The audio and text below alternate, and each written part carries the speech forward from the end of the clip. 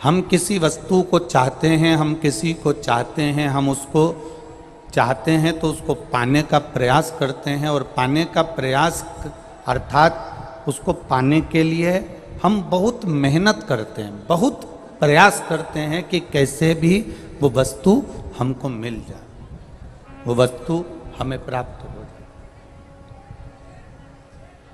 नए नए तरीके ढूंढते हैं उसको पाने के लिए, नए नए तरीका ढूंढते हैं उस वस्तु को प्राप्त करने के। जब आप बहुत मेहनत कर देते हैं, बहुत प्रयास कर लेते हैं, बहुत ज़्यादा चाहत आपकी बढ़ जाती है, तो आपकी मेहनत रंग लाती है और वो वस्तु आपको प्राप्त हो जाती है आपकी मेहनत के बल पर। वो आपको मिल जाएगी, वो आपको प्राप्त हो जाए। जैसे किसी वस्तु के लिए आपने मेहनत करी और उस वस्तु को आपने आखिरी में पा ही लिया, उसी तरह जिस दिन आप मेरे देव अधिदेव महादेव के लिए दिल से प्रयास करना प्रारंभ करोगे, उस दिन महादेव को भी आप प्राप्त कर सकते हो, वो आपको मिल सकता है। उसको मिलने में देरी नहीं लगती, वो मिलता बड़ा जल्दी है बहुत, क्योंकि उसका नाम भोला है।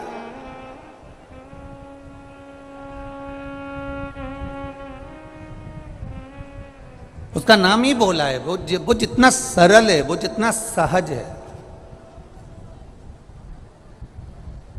वो उसको दुनिया के लोगों ने भले थोड़ा थोड़ा कठोर बता दिया, थोड़ा सा कह दिया ये तो रुद्र है, ये तो क्रोध है, ये तो गुस्सा आता है, तो कोई ने कह दिया कि भगवान शंकर अकेले ही नहीं, शंकर भगवान के जितने रुद्र अवतार हैं, चाहे वो हनुमान जी हो, काल भैरव हो, चाहे वो नंदी हो, भृंगी हो, आदि कादिक जितने भी हैं, कमल हो, बगला मुख हो,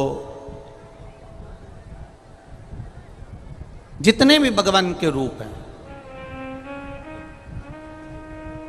दुनिया के लोगों ने डराया हमको, दुनिया के लोगों ने डराने का प्रयास करा हमको कि भगवान ये देखो हनुमान जी के मंदिर स्त्री नहीं जा सकती, हनुमान जी के मंदिर में नारी प्रवेश नहीं कर सकती, हनुमान जी के मंदिर में स्त्री दर्शन नहीं कर सकती, शंकर जी के मंदिर में नारी अंदर प्रवेश नहीं कर सकती, शिव जी के मंदिर में कोई स्त्री जा नहीं सकती, शंकर भगवान, भैरव भगवान के भैरव जी तो तंत्र मंत्र के देवता हैं, इनका उपासना नारी नहीं कर सकती, हनुमान जी हैं तो इनकी उपासना नारी नहीं कर सकती। ये लोगों ने भ्रम फैलाया।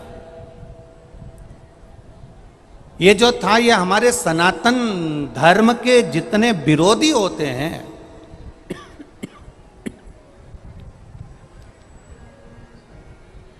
सनातन धर्म के जितने विरोधी हैं, सनातन धर्म का जितना विरोध करने वाले होते हैं, वो हमारे सनातन धर्म को तोड़ने के लिए यहीं से शुरुआत करते हैं।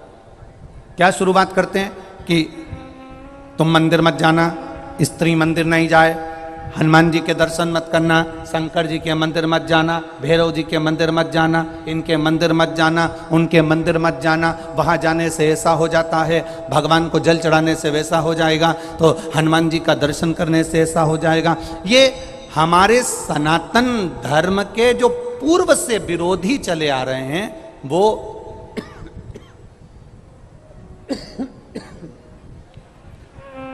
सनातन धर्म के जो पूर्व से विरोधी चले आ रहे हैं, ये डीले कम कर बाबू, सनातन धर्म के जो पूर्व से विरोधी चले आ रहे हैं, सनातन धर्म के जो विरोध करने वाले आए हैं, वो हमको भगवान से दूर करने का प्रयास करते रहे, कैसे भी हम परमात्मा से दूर हो जाएं, कैसे भी हम भगवान से दूर हो जाएं। और जब धीरे धीरे आप परमात्मा से दूर होते चले गए, भगवान से दूर होते चले गए, और भगवान से जब धीरे धीरे तुमने दूरी बना ली, परमात्मा से आप धीरे धीरे जब दूर होते चले गए, आपका मन सनातन धर्म से हटने लगा, सनातन धर्म से मन हटने लगा तो दूसरे धर्म में तुम्हारा मन जाने लगा। अब तुम्हें सनातन धर्म ठीक नहीं लगने लगा।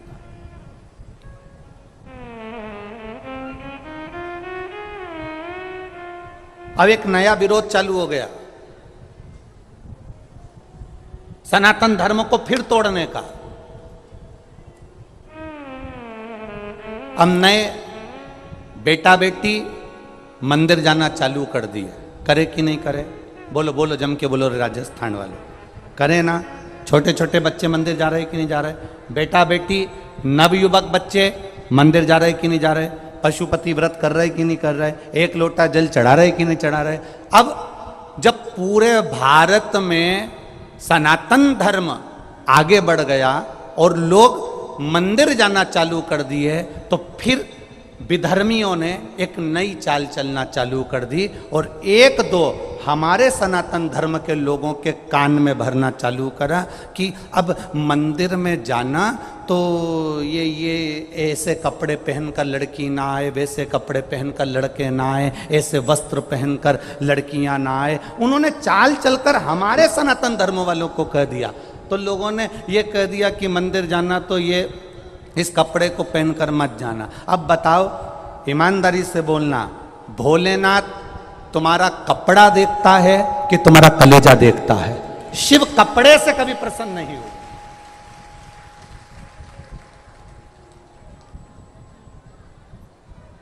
अब फिर भी धर्मियों ने चाल चली कि कैसे भी नवयुवक लोगों को मंदिर जाने से रोकना है, तो एक काम करो, ऐसा कह दो कि मंदिर में प्रवेश करना तो ये वस्त्र पहनकर प्रवेश मत करना, तो जिससे नवयुवक बेटा बेटी मंदिर जाना धीरे धीरे कम कर देंगे।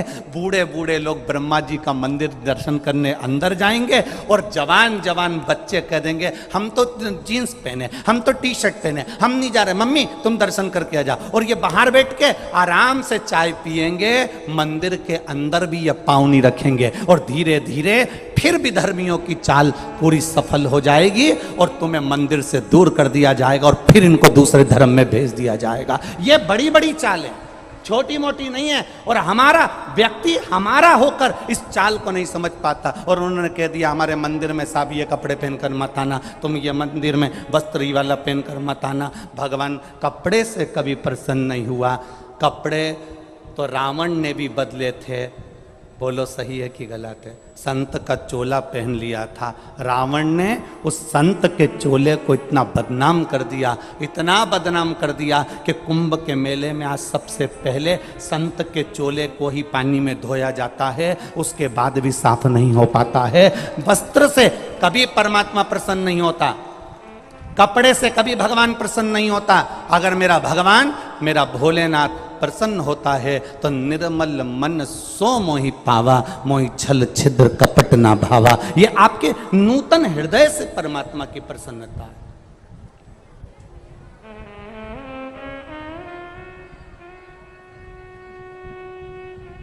ये आपके नूतन हृदय से परमात्मा की प्रसन्नता का भाव है। आपके हृदय से भगवान की प्रसन्नता है। भगवान को ना तुम्हारा वस्त्र देखता है, ना भगवान तुम्हारी दौलत देखता है, ना भगवान तुम्हारा धन देखता है, ना भगवान तुम्हारा वैभव देखता है। भगवान अगर देखता है तो केवल तुम्हारे मन में जो भोलापन है, तुम्हारे मन में जो श्रद्धा समाई है, तुम्हारे मन में जो विश्वास जागृत हुआ है परमात्मा के प्रति, परमात्मा केवल वही देखता है। उसके सिवाय भगवान कुछ नहीं देखता। भगवान देखता ही नहीं है। अरे भाई,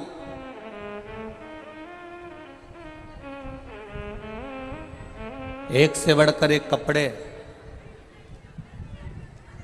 कपड़े की दुकान पर, शोरूम में पुतले पहने रहते हैं। बोलो पहनते कि नहीं पहनते? एक से बढ़कर एक कपड़े की दुकान में, शोरूम में पुतले पहनते हैं। तो क्या पुतले को भगवान मिल जाता है?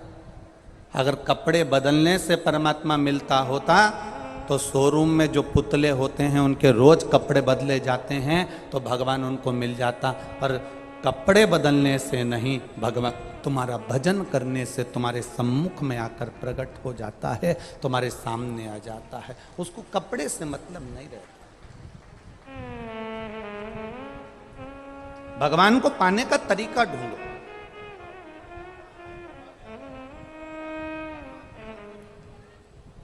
भगवान को पाने का जब तरीका हम ढूंढेंगे, भगवान को पाने का जब तरीका ढूंढने का हम प्रयास करेंगे, भगवान को पाने का जब हम प्रयास करेंगे तो हमारा परमात्मा हमारे सामने होगा।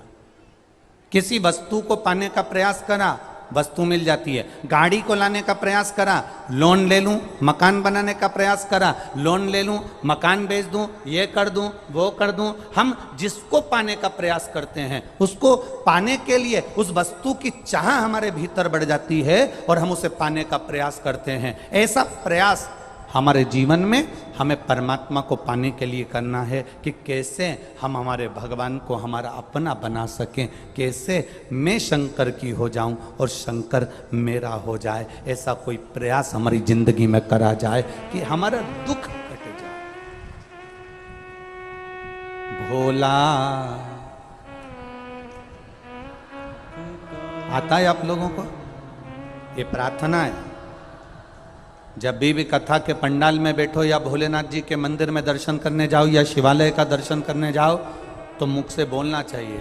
एक बार सब माताएं प्रेम से बोलो और जितने भाई बैठे हैं वो भी बोलो, भोला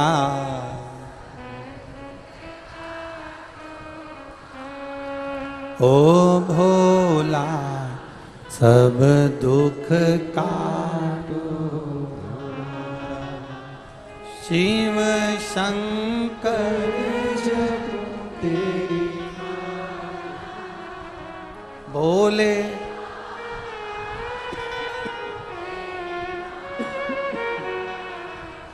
भोला सब दुख काटो,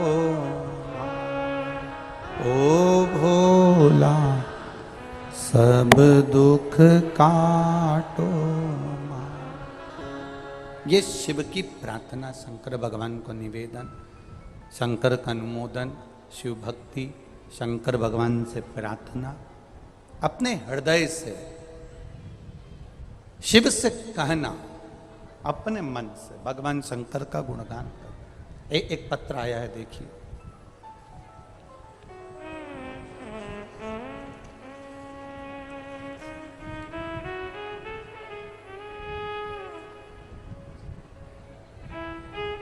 मैं जगदीश प्रसाद सेन, पुत्र गेंदालाल जी सेन, उम्र 67 वर्ष। कहीं बैठे हैं गेंदालाल जी? जगदीश प्रसाद सेन कहीं बैठे हो तो हाथ हिलाइएगा। आप ही हैं? ऐसे हाथ हिला दो जगदीश जी। इतने सारे लोग क्यों खड़े हैं? परिवार वाले हैं क्या?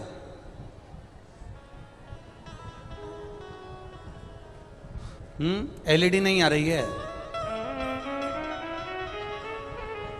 जगदीश जी सेन कौन है? आप ही हैं? अच्छा अच्छा, ऐसे हाथ हिला दो। हाँ, ऐसे हाथ हिला। एक बार वापिस हाथ हिला दीजिए। एलईडी नहीं चल रही है क्या उधर?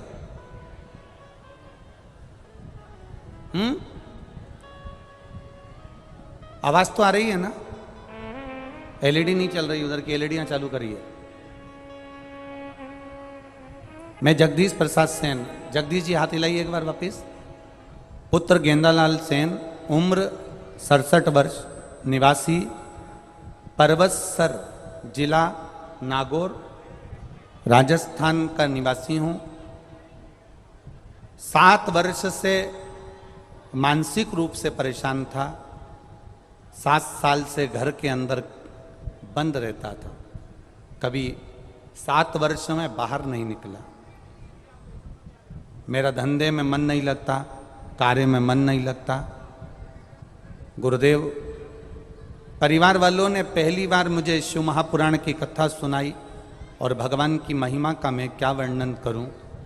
जिस जिस चीज का टेंशन था, केवल टीवी के सामने कथा सुनकर बाबा से प्रार्थना करता था और बाबा मुझे सुन लेता था। 7 वर्ष के बाद बाबा ने मुझे, अपनी घर से ही मैं निकलता नहीं था, 7 साल के बाद पहली बार मुझे बाबा ने बाहर निकाला। मैं बाबा को धन्यवाद देने के लिए आया। मानसिक टेंशन, पारिवारिक टेंशन, ये जीवन में परेशानियां चलती रही, पर बाबा ने सब परेशानियां दूर करी। जगदीश प्रसाद सेन, निवासी ग्राम परबतसर, जिला नागौर, राजस्थान का निवासी। बैठिए, आप ठीक हैं? श्री शिवाय नमस्तु। एक पत्र और बड़ा सुंदर आया है, देखिए।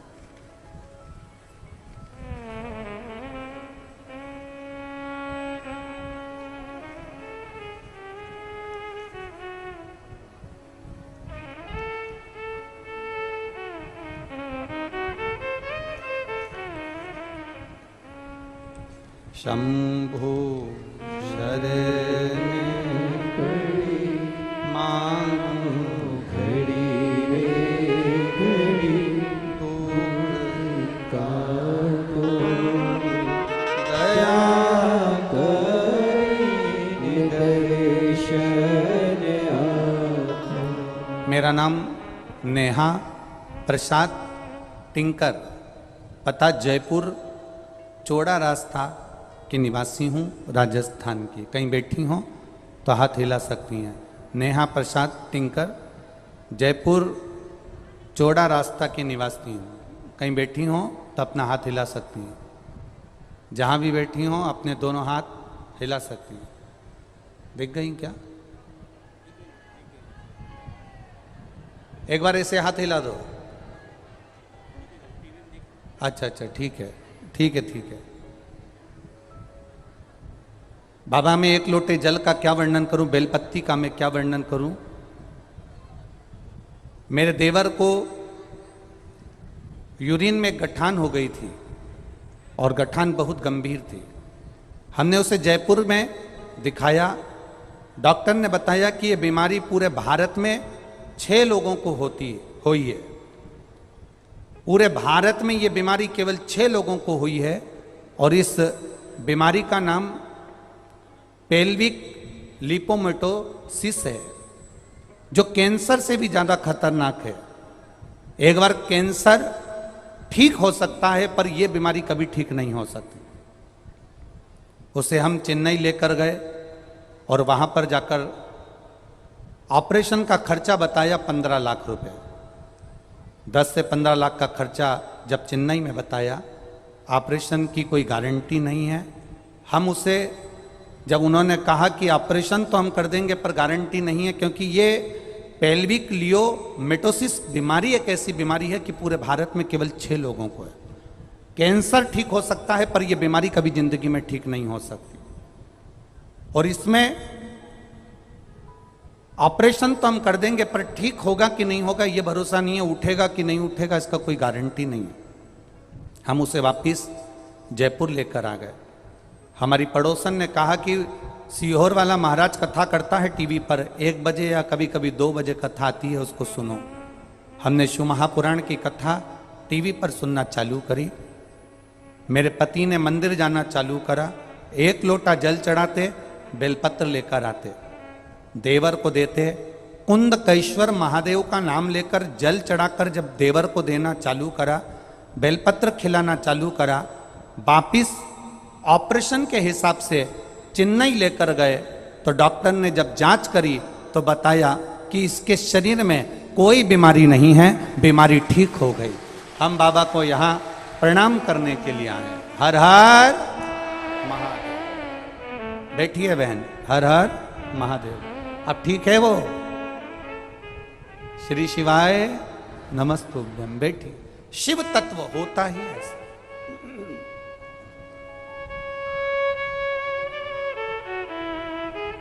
यहाँ इतने लोग बैठे हैं, आप लोगों से हमारा कोई बार बार मिलना नहीं हुआ।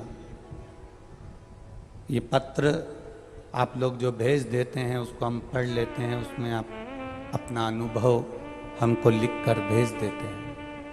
हमारा और आपका मिलना नहीं हुआ, हमारा और आपका कोई मिलना हुआ नहीं। पर आप लोगों ने जो टीवी चैनल के माध्यम से आप लोगों ने जो भगवान की अविरल भक्ति, जो शिव को साक्षी मानकर करी है, उस अविरल भक्ति का फल खाली नहीं जाता, मिलता जरूर है।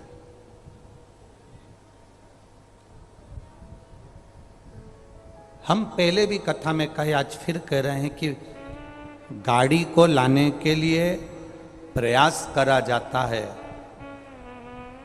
वस्तु को लाने के लिए प्रयास करा जाता है, तो महादेव को भी अपने हृदय में लाने के लिए प्रयास करना मत भूलना, वो प्राप्त हो जाएगा।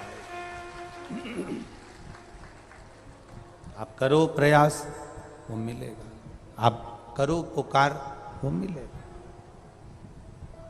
खाली ना जाता कोई दर से तुम्हारे, खाली ना जाता कोई दर से तुम्हारे, मैं भी खड़ा हूँ नन्ही बाहें पसारे, अपने हृदय से लगा लो, लगा लो, गिरा जा रहा हूँ, उठा उठा प्रभु अपने दर से अब तो तारो, गिरा जा रहा हूँ, उठा।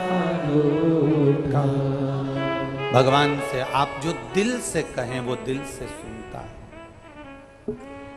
ब्रह्मा जी का सिर कट गया था, काल भैरव को भगवान शंकर ने प्रकट कर दिया था, और काल भैरव ने जाकर ब्रह्मा जी को अपने हाथ की उंगली का नख तोड़कर उनका शीश काट दिया था। काल भैरव, जब काल भैरव ने शीश काट दिया, शीश कट गया,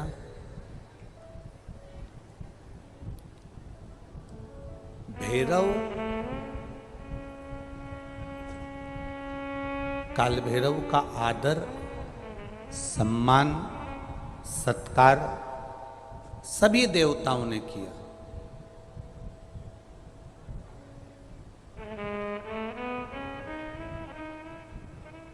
भैरव क्षेत्र का देवता होता है। भैरव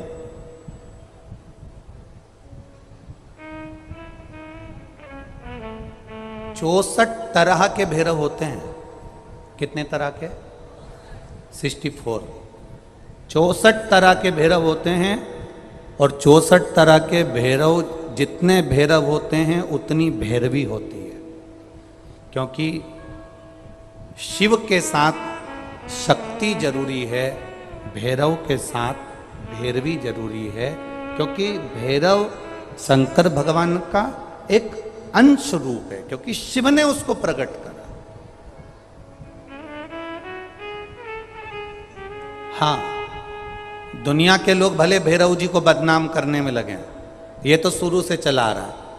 भैरव जी को कोई बीड़ी पिला देता है, कोई सिगरेट पिला देता है, कोई कह देता है कि भैरव बाबा को तो बीड़ी दे दो, भैरव बाबा को तो सिगरेट दे दो। ये ढोंग और प्रपंच मेरे शंकर की कथा में नहीं है।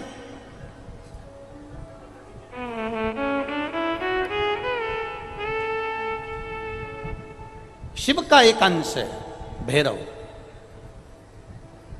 काल भैरव जो प्रकट हुआ वो शंकर भगवान का एक अंश है।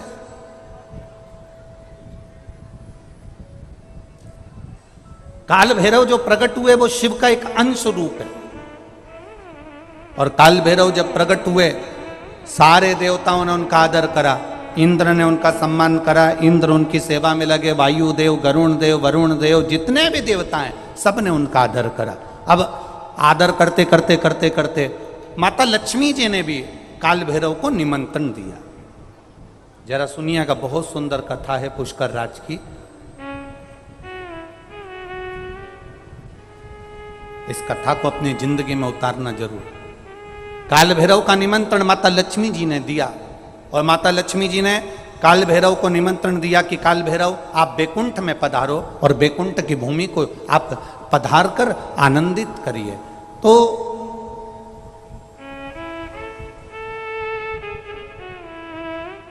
काल भैरव का काम क्या है?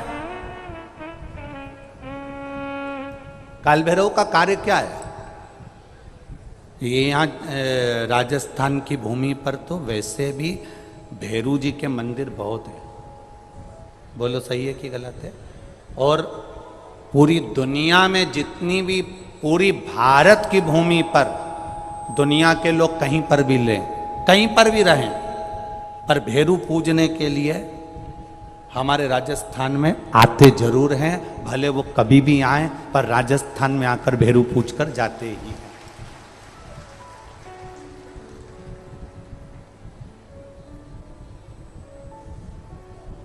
भैरव का काम क्या है?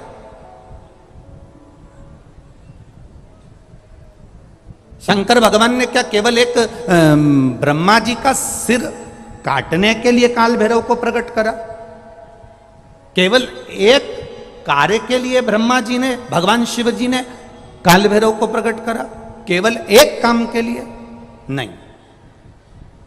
मेरा भोलेनाथ एक कार्य के लिए काल भैरव को कभी प्रकट नहीं कर सकता, क्योंकि मेरे भोलेनाथ ने जब जब जो काम किया है वो संपूर्ण ब्रह्मांड के कल्याण के लिए किया है। इसलिए ब्रह्मा के सिर काटने के लिए, अकेले केवल ब्रह्मा का सिर काटने के लिए भगवान काल भैरव को प्रकट नहीं कर सकते।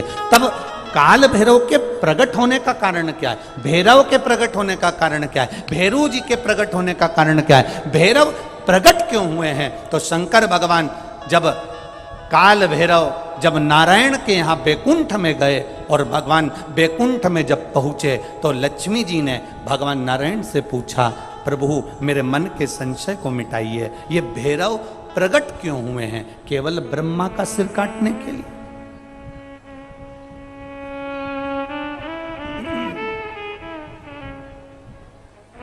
क्या ये ब्रह्मा जी का सिर काटने के लिए प्रकट हुए? आखिर भैरव प्रकट क्यों हुए? केवल एक ब्रह्मा का सिर काटने के लिए? भगवान विष्णु ने कहा नहीं, केवल ब्रह्मा का सिर काटने के लिए काल भैरव नहीं प्रकटे। लक्ष्मी सुनो, आज मैं तुम्हें सुनाता हूं काल भैरव भगवान शंकर ने क्यों प्रकट करा। उसका कारण केवल एक है।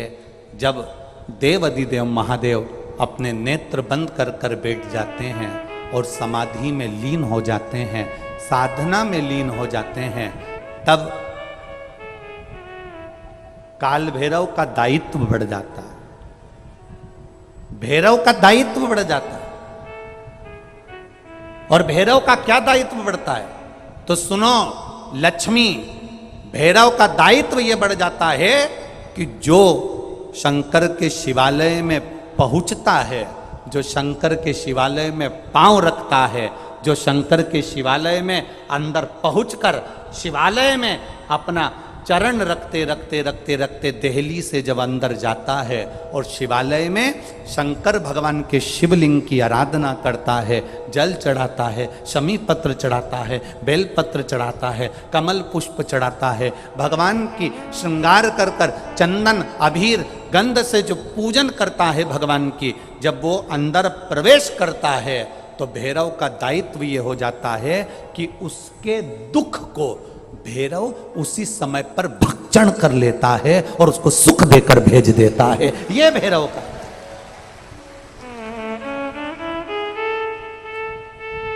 ये दुनिया के जितने लोग जहां जहां रह रहे हो,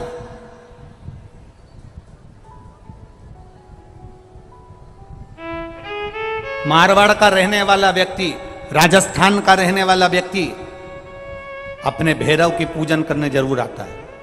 अपने भैरव को जरूर ढूंढता है कि मेरा भैरव कौन सा है, मेरे भैरव का दर्शन कहाँ, मैं कहाँ जाऊं, कौन सा गांव है मेरा जहां मैं भैरव का दर्शन कर सकता हूं। कारण क्या होता है? कारण क्या है? लक्ष्मी। तो लक्ष्मी जी के मन में एक प्रश्न खड़ा हो गया, शिव जी के मंदिर में तो कहीं भैरव का दर्शन ही नहीं होता। आपके यहां पर शंकर जी के मंदिर हैं, आपको भैरव का दर्शन हुआ है कहीं? शिव जी के मंदिर में भैरव का दर्शन होता ही नहीं है। तो फिर शंकर भगवान के मंदिर में जब भैरव का दर्शन नहीं होता, शंकर भगवान के मंदिर में जब भैरव दिखता नहीं है, तो हमारे दुख का भक्षण, हमारे दुख को कैसे वो खा जाता है, हमारे दुख को कैसे वो समाप्त कर देता है। फिर वो भैरव हमें दिखता तो है ही नहीं, आखिर फिर वो भैरव गया कहाँ, वो भैरव किस जगह पर है। भगवान नारायण ने लक्ष्मी से कहा, सुनो लक्ष्मी, भगवान शंकर के दरवाजे के 2 द्वारपाल हैं, मणिभद्र वीरभद्र। दरवाजे के, भगवान शंकर के दरवाजे के 2 द्वारपाल। और सुनो लक्ष्मी, वो 2 द्वारपाल भगवान शंकर के दरवाजे के हैं। भैरव को शंकर भगवान ने अपनी ऊपर की चौखट का मध्य भाग काल भैरव को दिया। जिस समय भक्त भगवान को 1 लोटा जल चढ़ाने के लिए मंदिर में गर्भगृह में प्रवेश करता है, जिस समय 1 लोटा जल चढ़ाने के लिए भक्त शंकर का, ओघड़ी का भक्त जब मंदिर के अंदर शिवालय में प्रवेश करता है, तो वो चौखट की जो छाया होती है वो भक्त के सिर पर पड़ती है। जब वो जल लेकर अंदर प्रवेश करता है, उसके जीवन में जो दुख होता है वो काल भैरव ऊपर की ऊपर खींच लेता है और उसको भक्ष कर जाता है। ये भैरव का तत्व है।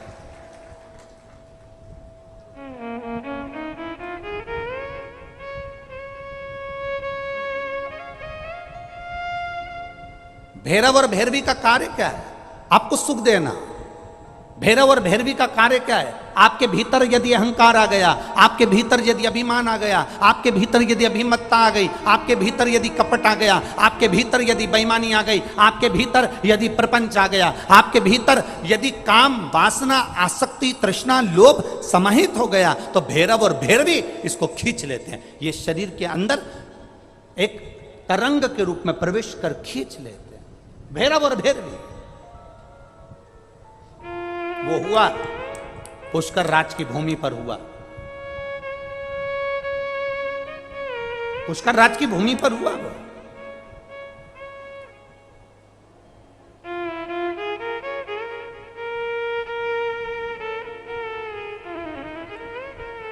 नारायण ने भैरव जी का सम्मान करा, आदर करा, सत्कार करा।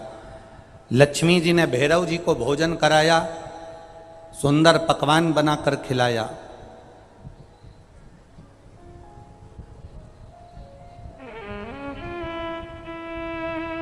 इतने में ब्रह्मा जी के ठहाका लगाने की आवाज बैकुंठ में पहुंच गई। ब्रह्मा जी के हंसने की आवाज बैकुंठ धाम तक पहुंच गई। ब्रह्मा जी के मुस्कुराने की आवाज, हंसने की आवाज बैकुंठ धाम तक पहुंच गई। और जब बैकुंठ धाम में काल भैरव भोजन कर रहे थे, ब्रह्मा जी के ठहाका लगाने की आवाज पहुंची, तो लक्ष्मी जी तुरंत उसी समय पर नारायण के पास जाकर पूछती हैं, क्या बात है, कौन हंस रहा है? तो कहा, ब्रह्मलोक में ब्रह्मा जी हंसे हैं। उसका हंसने का कारण क्या है? हंसने का कारण क्या है? भगवान ने कहा, उनके हंसने का एक कारण है, ब्रह्मा जी पृथ्वी पर एक यज्ञ करने वाले हैं। वो यज्ञ संपूर्ण जगत के कल्याण के लिए करने वाले हैं, पर उस यज्ञ की सबसे बड़ी एक बात है कि जगत का तो कल्याण करने के लिए ब्रह्मा जी यज्ञ कर रहे हैं, पर कहीं ना कहीं उनके भीतर कुछ अंश में अहम समाहित हो गया। जब तक वो अहंकार उनका नहीं टूटेगा, तब तक उस यज्ञशाला में ब्रह्मा नहीं बैठ सकते। अहंकार टूटेगा तो यज्ञशाला में पहुंच जाए। आपका अभिमान कौन तोड़ता है? आपका अहंकार कौन तोड़ता है? आपका विश्वास कौन तोड़ता है? आपका भरोसा कौन तोड़ता है? तुम्हारा पड़ोसी कभी तुम्हारा विश्वास नहीं तोड़ेगा। तुम्हारे रिश्तेदार, तुम्हारा ये जितने दूसरे लोग हैं, ये तुम्हारा कहीं ना कहीं अहंकार नहीं तोड़ेंगे। अहंकार कौन तोड़ता है? हमारा खुद का अपना। जो माँ बहुत कहती है ना, मैं ऐसी बहू लेकर आऊंगी, ऐसी बहू लेकर आऊंगी, मेरा पांव दबाएगी, आदर करेगी, सत्कार करेगी, दूसरे की बहुओं में दिन भर गलती जो निकालती है, दूसरे की बहुओं को दिन भर देखा करती है, उसकी बहू ने ऐसा कर दिया, उसकी बहू ने तो सिर पे पल्लू नहीं लिया, मैं गई तो पांव नहीं पड़ा, मैं गई तो ऐसा नहीं हुआ। बस तैयारी कर लेना, तेरे घर में जो बहू आएगी वो चंद्र घंटा से कम नहीं आएगी।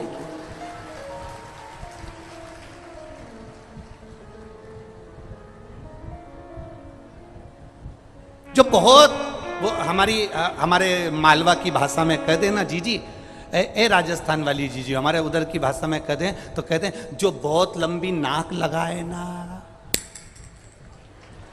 बस समझ गई ना तुम लोग, समझ तो गई ना, बस जो बहुत लंबी नाक लगाए ना,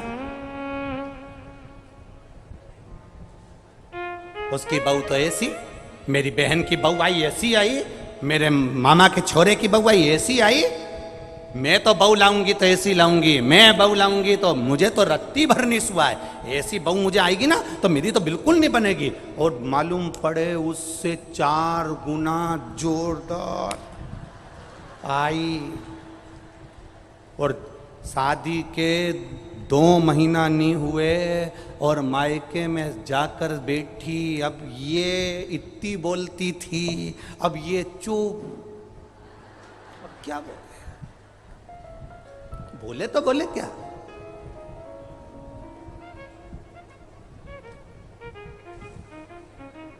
अब बोले तो बोले क्या, क्या क्या बोलेगी। तो कोई दूसरा तुम्हारा विश्वास नहीं तोड़ता, कोई दूसरा तुम्हारा अहंकार नहीं तोड़ता, कोई दूसरा तुम्हारा अभिमान नहीं तोड़ता, तोड़ने वाले अपने होते हैं। जो कहती है मेरा बेटा मेरा बेटा मेरा बेटा मेरा बेटा मेरा बेटा, एक दिन वही बेटा सामने खड़े होकर कह देता है तुमने मेरे लिए करा क्या, अहंकार टूट गया, अभिमान टूट गया, अपने भीतर का हम टूट गया। जिसका तुम्हें अभिमान है, जिसका तुम्हें अहंकार है, जिसका तुम अभिमत्ता करते हो, सबसे पहले अहंकार तोड़ने वाला कोई दूसरा नहीं होगा, अभिमान तोड़ने वाला कोई दूसरा नहीं होगा, अपना होगा। ब्रह्मा जी को अहंकार थोड़ा सा आ गया, इसलिए ठाका लगाया, तब काल भैरव के कानों में शब्द पहुंच गया। लक्ष्मी जी ने भोजन कराते कराते कह दिया, भैरव तुमने अपना काम कर दिया, ब्रह्मा जी का सिर काट दिया, अब क्या ब्रह्मा के भीतर जो छोटा सा अभिमान भरा पड़ा है, जनमानस का कल्याण करने जा रहे हैं, पर भीतर से यह अहंकार आ गया कि मुझे संपूर्ण ब्रह्मांड में, संपूर्ण देवताओं में यह दिखाना है कि मैं कर सकता हूं। अब यह अभिमान सामने आ गया, इसका अभिमान कौन तोड़ेगा। तो इतने में काल भैरव ने कहा, माँ आप चिंता मत करो, इसका अभिमान तोड़ने के लिए अपना ही कोई व्यक्ति होगा जो अभिमान तोड़ेगा। सरस्वती जिस समय पर पुष्कर में श्रृंगार कर रही होगी, उस समय जब माता सरस्वती जाएगी, उस समय मेरी 64 भैरवियाँ हैं, उस 64 भैरवी में से एक भैरवी सरस्वती के अंदर प्रवेश करा दूंगा, और सरस्वती नहीं रहेगी, भैरवी के प्रवेश से वो सावित्री बन जाएगी, और सावित्री बनी कि अहंकार तोड़ देगी। एक क्षण मात्र की मैंने सावित्री को उस समय पर भेजा, मैंने भैरवी को उस समय पर सरस्वती के अंदर प्रवेश करा कर भेजा, और उसका रूप, उसका रंग, उसका स्वभाव, उसका स्वरूप चेंज हो गया। कई बार माताएं कह देती हैं अपनी बहू से, हमारी बहू को ना जाने क्या हो गया गुरुजी, अच्छी रहती है, ना जाने से कौन सा भेरू चढ़ जाता है। बोलो सही है कि गलत है? बात बात में बोलते हो कि नहीं बोलते? ये कहावत कहां से आई कि मेरी बहू तो अच्छी थी, ना जाने ने कहां सा भेरू चढ़ जाता है। मेरी बहू तो बहुत अच्छी, एक हफ्ता तो अच्छी रहे, गरम गरम रोटी भी खिलाए, आदर भी करे, सम्मान भी करे, सत्कार भी करे, सब कुछ करे, पर पूरा 1-2 महीना तो अच्छी रहती है, पर 2 महीना में एक बार इसके मुंडा में ना जाने कहीं हो जाए, पूरा 2 महीना का कराया सब पानी फेर गया। इसको कौन सा भेरू चढ़ जाता है, इसको कौन सी भैरवी चढ़ जाती है, इसको क्या हो जाता है एकदम, इसको होता क्या है अच्छी, आदर करती है, बीमार पड़ जाओ तो हॉस्पिटल भी ले जाती है, सम्मान भी करती है, गाड़ी भी चला ले, सब काम बढ़िया कर ले, रोटी भी अच्छी बनाए, सब्जी भी अच्छी बनाए, सब काम जोरदार करे, पर इसके होता क्या है ये समझ में नहीं आता। तो इन्होंने पत्रिका ले जाके दिखाई, पंडित जी बताओ। पंडित जी बोले इनका गुण तो अच्छा मिला, इनका गुण तो अच्छा मिला, कोई दोष भी नहीं है, बढ़िया है, पूरा 24-25 गुण, 27-28 गुण, जितना भी गुण है मिला तो अच्छा है। फिर तकलीफ क्या है? तकलीफ आखिर है क्या? तकलीफ कुछ नहीं है, तकलीफ एक है, जब हमारे भीतर अहंकार आता है, जब हमारे भीतर अभिमान आता है, जब हमारे भीतर कहीं ना कहीं लोभ, कहीं ना कहीं काम, कहीं ना कहीं वासना, कहीं ना कहीं तृष्णा, कहीं ना कहीं आसक्ति जब बढ़ जाती है, तो भैरवी का और भैरव का एक अंश कहीं ना कहीं आ जाता है, कुछ क्षण के लिए एक अंश आ जाता है और वो सब साफ। जब हमारे भीतर लोभ जागा, बहू को भैरवी कब चढ़ी, उसने गुस्सा कब करा? जब तुम्हारे भीतर कहीं लोभ जागृत हुआ। बड़ी बहू को ये वाली साड़ी दे दूंगी, लड़की आएगी तो उसको ये वाली दे दूंगी, और ये दिन भर में से मुंह चलाती है ना, बस तुम्हारे भीतर लोभ जागृत हुआ, आसक्ति जागृत हुई, क्रोध जागृत हुआ, उस समय पर भैरवा भैरवी का एक अंश तुम्हारे यहाँ फिर उस समय प्रकट हो गया। बहू ने बोलना बंद कर दिया, क्रोध में आ गई, उसने अपने पति से कह दिया, शब्द बोले, बाद में मालूम पड़ा कि आखिर हुआ क्या था, लड़ाई किस बात पे थी, बस लड़ाई छोटी सी बात पे थी। वो छोटी सी बात नहीं थी, उसमें अहंकार हमारा भी अड़ा हुआ था। जिस दिन हमने अपने अहंकार को उठाकर कोने में पटकना चालू कर दिया, उस दिन हमारा घर स्वर्ग बन जाएगा, आनंदित बन जाएगा। हम अभिमान से थोड़ा सा पीछे तो हटे।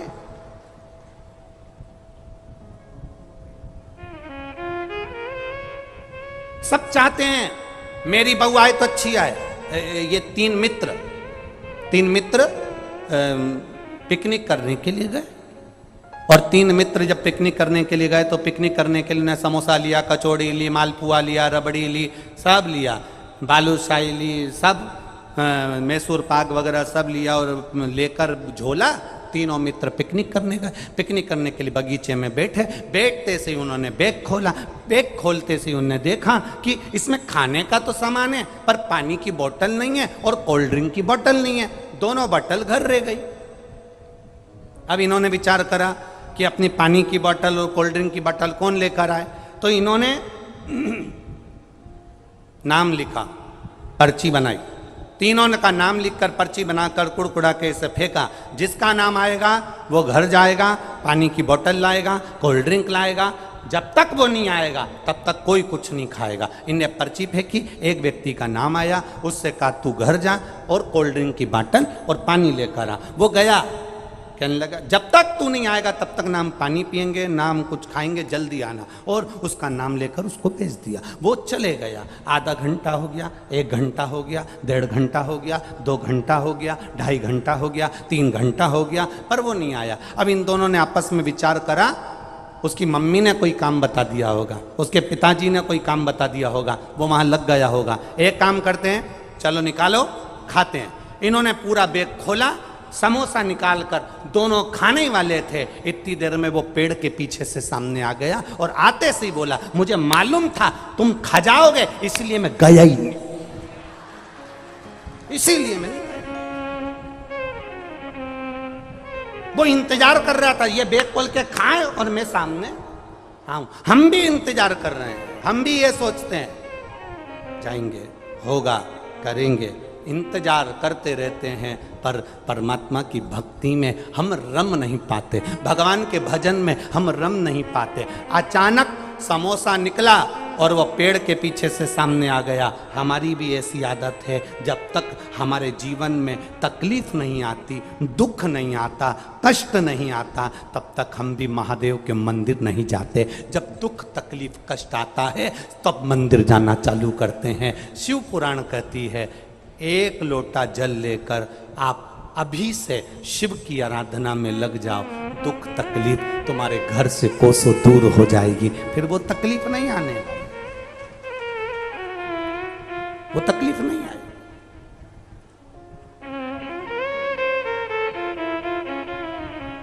खाली न जाता कोई दर से तुम्हारे, खाली न जाता दर से तुम्हारे, मैं भी खड़ा हूँ बाएं, अपने हृदय से लगा लो, लगा लो, गिरा जा रहा हूँ, उठा लो, उठा। शिव की आराधना काल भैरव ने, जो सरस्वती माँ चली, जाकर उन्होंने देखा गायत्री बैठी हैं और उन्होंने अपना वही भैरवी का एक अंश आ गया, सावित्री के रूप में प्रकट हो गई और सावित्री बनकर उन्होंने उसी समय पर श्राप दे दिया, ब्रह्मा जी तुम्हारा मंदिर कहीं ना होगा। एक अंश।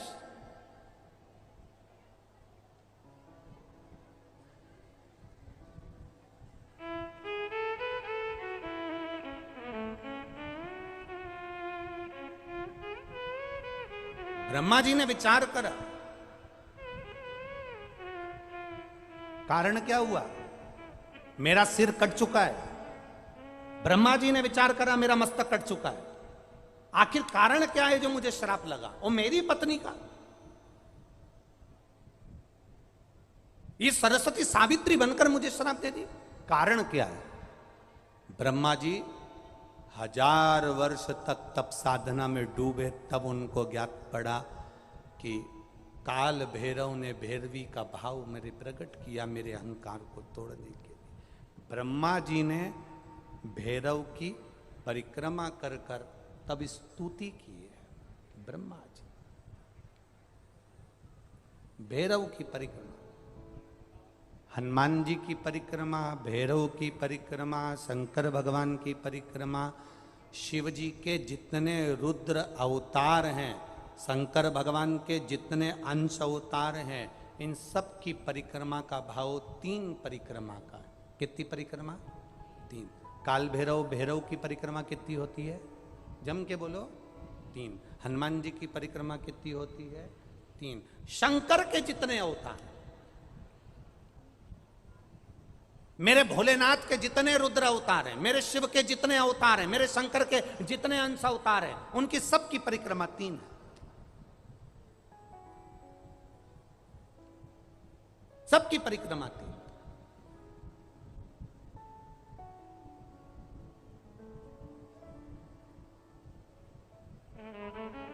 शिव परिक्रमा का भी भाव है, 3 परिक्रमा शंकर की भी है, पर पूरी नहीं। कैसी? आधी। आधी भी कैसी? प्रत्येक शंकर की परिक्रमा का स्मरण होना चाहिए आपको। ये समझे जरा, बहुत अच्छी तरह से आज कथा निकली है तो उसको समझ ले।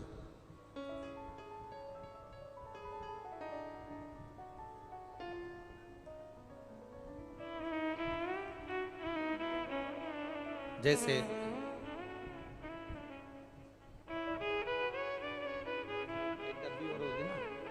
एक डब्बी और है ना, एक डब्बी और है, उसमें भेज देना।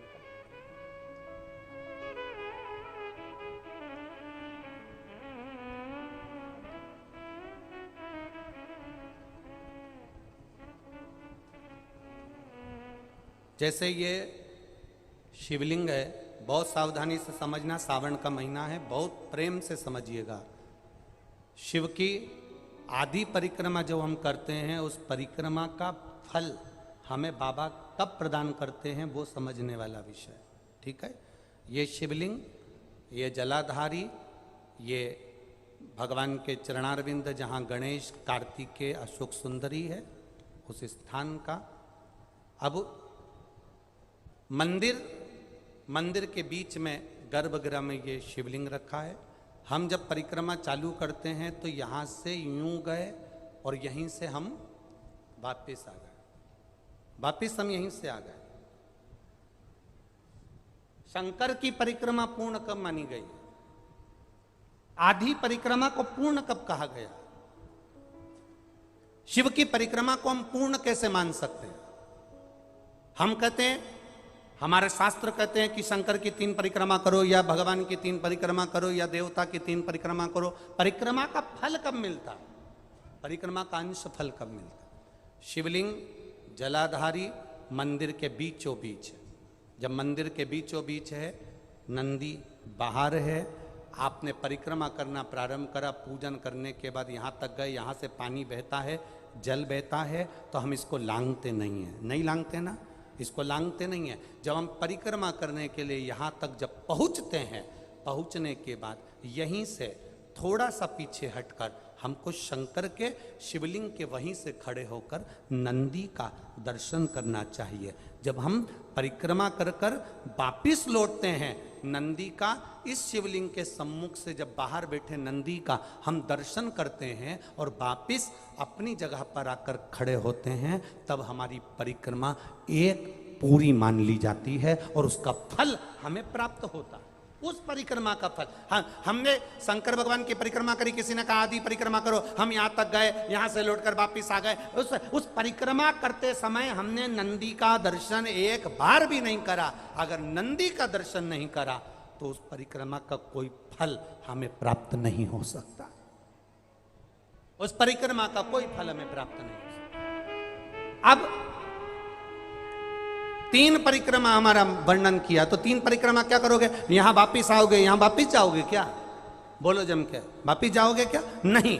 3 परिक्रमा शंकर भगवान की जो वर्णन करी गई, यहां से चले, यहां पहुंचे, पहुंचने के बाद आपने यहां शिव जी का शिवलिंग के वहीं से नंदी का दर्शन करा, फिर वापिस पलटे, फिर नंदी का दर्शन करा, फिर पलटे, फिर नंदी का दर्शन करा।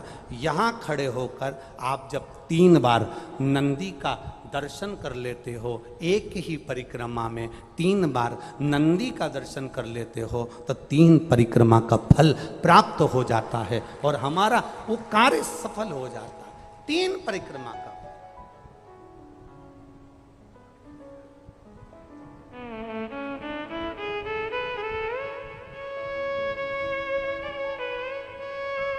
तीन परिक्रमा का फल हमें प्राप्त हो।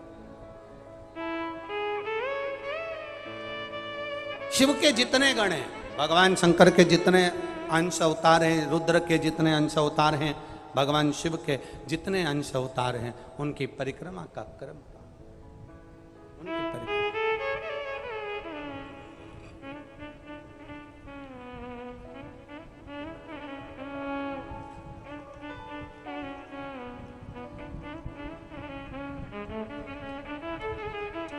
भैरव की परिक्रमा 3 है, शिव जी की परिक्रमा 3 है, श्री हनुमंत लाल जी की परिक्रमा 3 है। शिव जी की जब परिक्रमा करो, बैस कम करके थोड़ा आवाज बढ़ा। परिक्रमा का जो क्रम कहा गया, मेरे ओगड़दानी की परिक्रमा करते समय आदि परिक्रमा, गला पकड़ रहा है, आदि परिक्रमा करते समय नंदी का दर्शन अवश्य कर। किसका दर्शन करना है परिक्रमा करते समय? परिक्रमा करते समय किसका दर्शन करना है? नंदी का दर्शन। पहुँचो जब परिक्रमा करने के लिए, जब मार्ग तक आप पहुँच जाएं और मार्ग से आप वापस नंदी का दर्शन करें, परिक्रमा का सुख अपने आप प्राप्त हो जाता है, अपने आप फल मिल जाता है। नंदी दर्शन का शिव कथा कह रही है, भगवान शंकर का संवाद कर रहा है, शिव महापुराण की कथा कर रही है। परमात्मा को पाने का प्रयास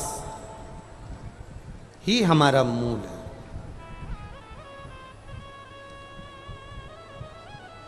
अब एक बहुत सुंदर बात शिव महापुराण में कही है, थोड़ा सा ध्यान देना। शिव को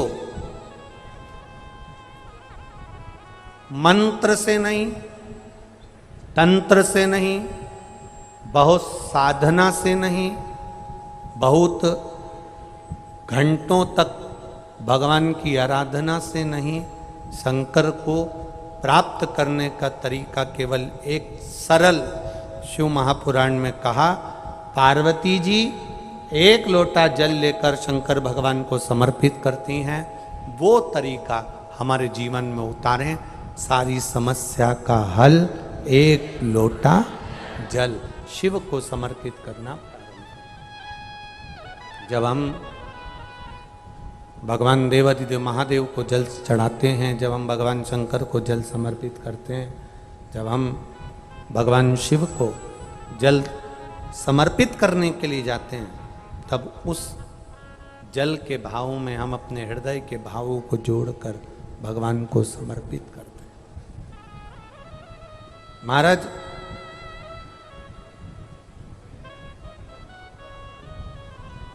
एक किसी ने कल पत्र लिखा था, शायद वो नीचे इसमें हो भीगा, अब ढूंढेंगे तो समय लगेगा। अगर गुरुजी मान लो हमारे घर में शिवलिंग नहीं है,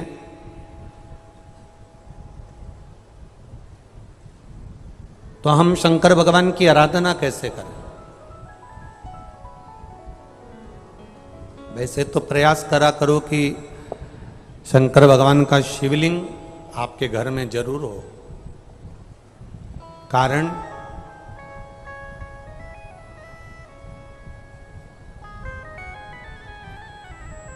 मान लो अगर कोई मंदिर के दरवाजे बंद हैं और घर में कोई समस्या विकट आकर खड़ी हो गई है, कोई बड़ी समस्या हमारे सामने आ गई है, तो हम अपने घर के शिवलिंग की आराधना कर कर उस बेलपत्र और जल को ले जाकर भी एक पत्र आया है, देखो उस पत्र में उन्होंने अपनी रिपोर्टें भी लगाई हो।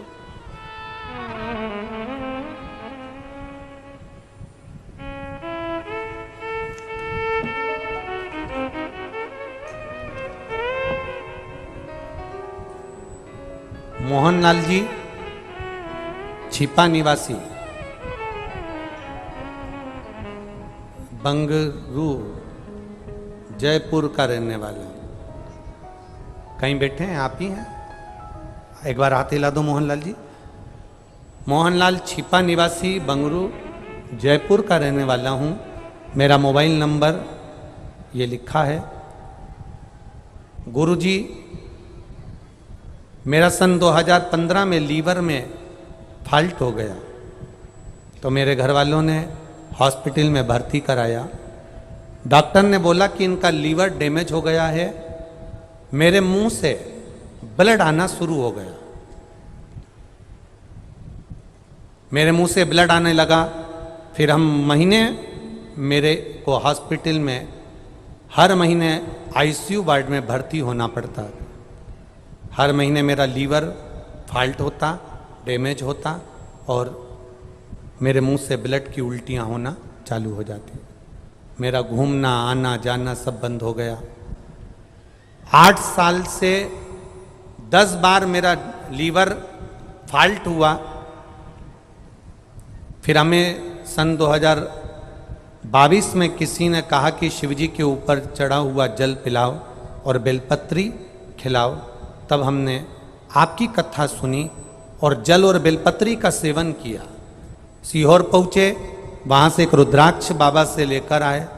बाबा का एक कंकर भी उठा ला, विनती कर कर, बाबा लीवर काम करने लगे, ऐसी कृपा करिएगा। मैं क्या वर्णन करूं गुरुदेव, सारी रिपोर्टें मैं डॉक्टर की लगा रहा हूं। लीवर पूरा डैमेज हो चुका था, खराब हो चुका था और बाबा की कृपा से बाबा ने वापिस पुनः मेरा लीवर ठीक कर दिया और मैं अब कोई खून की उल्टी नहीं होती। डॉक्टर की रिपोर्ट लगा रहा हूं। डॉक्टर भी आश्चर्य में है कि लीवर जो फॉल्ट हो जाता था, जो बेकार हो चुका था, वो ठीक कैसे हो गया। सारी की सारी रिपोर्टें मैं इस लीवर की डॉक्टर की पूरी जांचें लगा रहा हूं। ये शिव तत्व है, ये ओघड़ी है, ये कृपालु, ये दयालु, ये दातार। अब ठीक है बाबू, अब ब्लड की उल्टियां तो नहीं हो रही। सारी समस्या का हल। बैठिए बाबू। श्री शिवाय नमस्ते। शिव तत्व इसी को कहते हैं, ओघड़ी इसी को कहते हैं। हमने आपको एक बात कही थी कथा में कि कथा सुनने नहीं आए हो, आप कथा को श्रवण करने नहीं आए हो, आप कथा में बैठकर बाबा की औषधि लेने के लिए आए हो। और ये औषधि अगर मिल गई तो हमारा जीवन सार्थक हो गया, हमारा जीवन धन्य हो गया। हमारे जीवन की सार्थकता ये शिव की औषधि है, शिव की औषधि।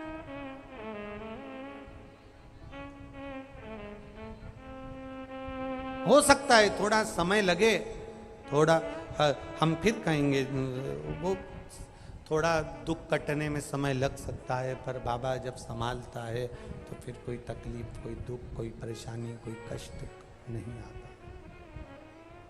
आप करो उसका गुणगान, आप करो उसका भजन, आप करो उसका कीर्तन, आप करो उसका मंत्र जाप, आप करो उसका नाम जाप, वो संभालेगा। एक शिव भक्ति का एक ललक अपने भीतर जागृत करिए। कई लोग कहते हैं अगर हमारे घर में शिवलिंग नहीं है, शंकर का अगर शिवलिंग नहीं है तो फिर हम शंकर की आराधना कैसे करें। हम आपसे एक बात कहना चाहेंगे, अपने घर में एक छोटा शिवलिंग होना चाहिए, होना चाहिए। और मान लो नहीं है, आपके परिवार के लोग नहीं राजी हो रहा है, आपके घर के लोग नहीं राजी हो रहे हैं, आपके परिवार के लोग राजी नहीं हो रहे हैं, तो फिर क्या करोगे। तो कहा शिव महापुराण में सुंदर आनंद के साथ विद्येश्वर संहिता में कहा कि शिवलिंग नहीं होने पर जब आप मंदिर में दिया लगाते हो, मंदिर में जब दीप लगाते हो, मंदिर में जब दिया जलाते हो, प्रज्वलित करते हो, मंदिर में जब दीप लगाओ तो दीप की जो ज्योति होती है वो भी शिवलिंग की आकृति की होती है। तब उस समय पर ज्योतिर्लिंग का स्मरण करो और अपना कार्य सफल करो। अगर शिवलिंग गला पकड़ रहा है, अगर शिवलिंग मान लो शंकर का शिवलिंग हमारे पास में नहीं है, शंकर का शिवलिंग हमारे पास में नहीं है, तो ज्योतिर्लिपि रिंग की भी आप आकृति कर बनाकर उसकी पूजन कर सकते हो। ज्योतिर्लिंग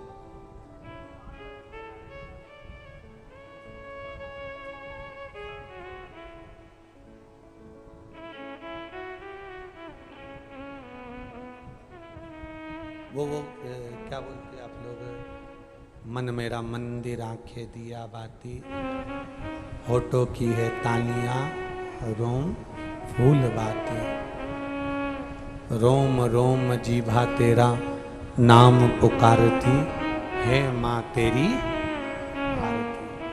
तो जिस दीप को आप प्रज्वलित करते हो, जिस दिए को आप जलाते हो, जिस दीप को आप प्रज्वलित करते हो, उस दिए की जो बाती में जो अग्नि रहती है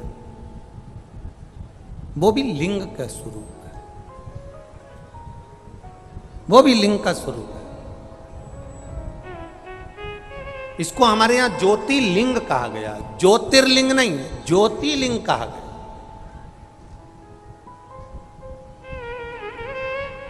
कि एक ज्योति में भगवान शंकर की आराधना करना, भगवान शिव की स्तुति करना, भगवान शंकर की आराधना में डूबना, एक ज्योति के प्रतिबिंब में, एक ज्योति के स्वरूप में। शिव कथा कह रही है, भगवान शंकर का संवाद कर रहा है।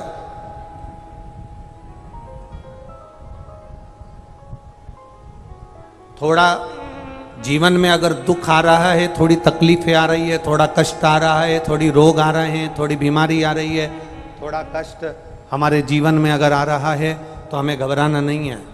ये माताओं से हमने सीखा है, इन माताओं को आता है दाल चावल बनाने से पहले, दाल चावल को कुकर में रखने से पहले मेरी माताएं दाल और चावल को अच्छे से धोती है। बोलो री जी जी हो, सही है कि गलत है? ये माताओं से हमने सीखा है। दाल चावल बनाना है, कुकर में रखना है। दाल चावल को बनाने के लिए हंडी में रखना है, कुकर में रखना है, तो पहले दाल चावल को अच्छे से बोलो बोलो जम के बोलो, धोना पड़ेगा। तो भगवान भी अपने दिल रूपी कुकर में जब तुमको रखता है, उससे पहले तुमको धोता है।